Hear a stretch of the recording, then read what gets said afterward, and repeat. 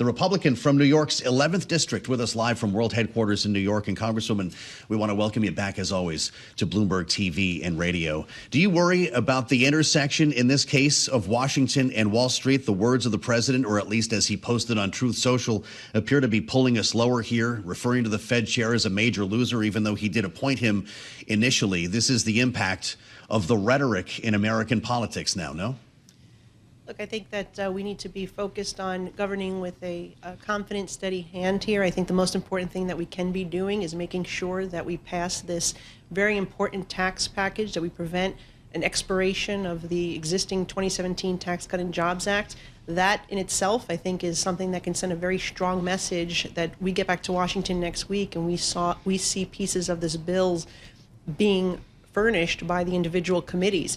I think there's a question right now around the world whether we can get the job done. I believe that we can and we must, or else it's a $4 trillion tax hike, and you'll see a lot of the provisions that were so important to the American economy expire, right? We have so many things at stake here. You have interest deductibility, R&D, expensing, you have bonus depreciation, you have the corporate tax rate that would go from 21% to 35% if this were to expire. And of course, the other provisions that lifted millions of Americans out of poverty, that created 7 million jobs. There's a lot here, and we need to make sure that we not only pass it, but that we expand it in a way that we add more pro-growth policies so we can see the economy really prosper, and repatriation of manufacturing is another big component of this as well that I've been working on. Well, and we know, Congresswoman, that any expansion of tax cuts will require offsets based off of the kind of framework that the House is working with here. So it becomes a question of the spending cuts. I'm sure you're well aware that the House Energy and Commerce Committee is going to begin marking up its portion of this massive reconciliation bill, and that will be the Medicaid question. Have you seen a list of proposals or any kind of draft around what exactly will be put forward when it comes to Medicaid, knowing you have looked for assurances on that front? Do you expect you'll see one before the markup?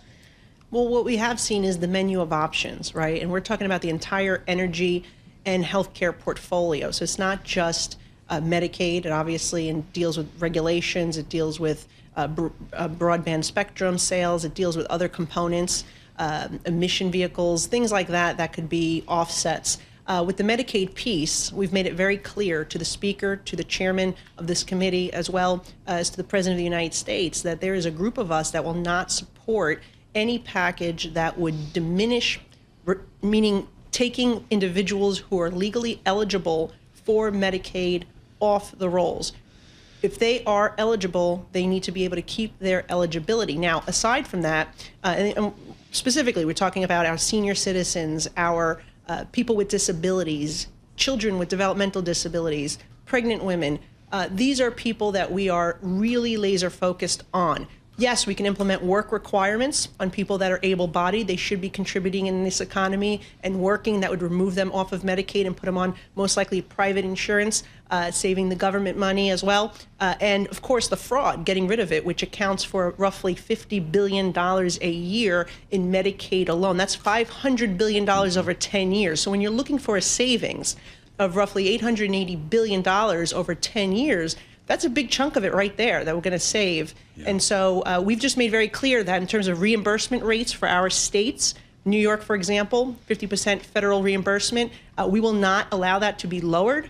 So that was one thing that we pushed back on, as well as per capita caps on traditional Medicaid.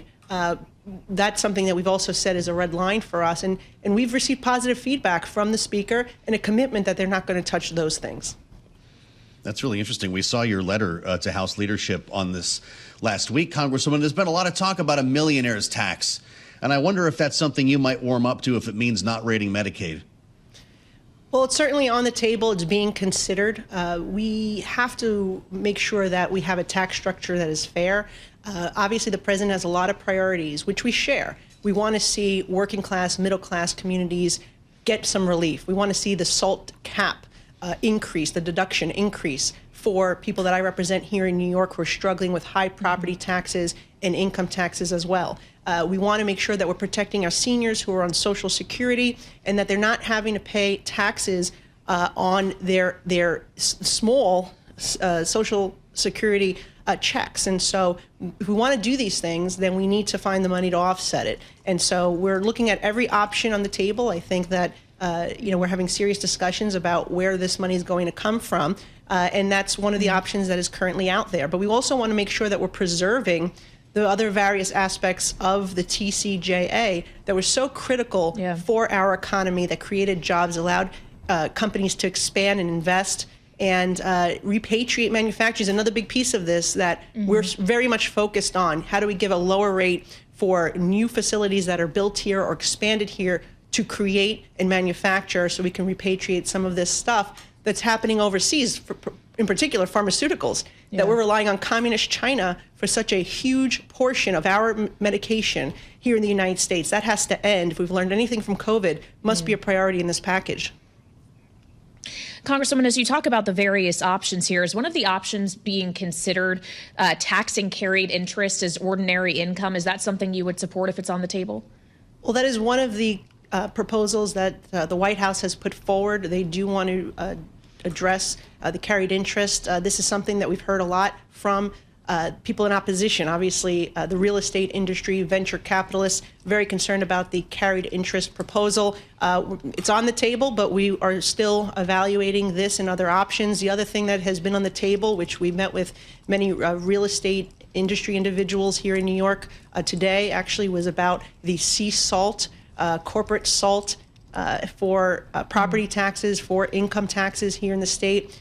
This one in particular is very concerning because the real estate industry cannot bear to have the sea salt removed, basically, or imposed on the property portion. So if they start seeing that they can't deduct this business expense from their federal taxes, it will put really a big burden on these real estate companies, these buildings, and we'll see maybe foreclosures, we'll see property values decline, which will then reduce the rolls that our local government receives on property taxes. So I think that's a big one that I've been pushing back on just as a member from New York City. It could be very detrimental to our city, but it affects municipalities all across the country, particularly those states that don't have an income tax. States like Texas and Florida rely a lot on real estate taxes.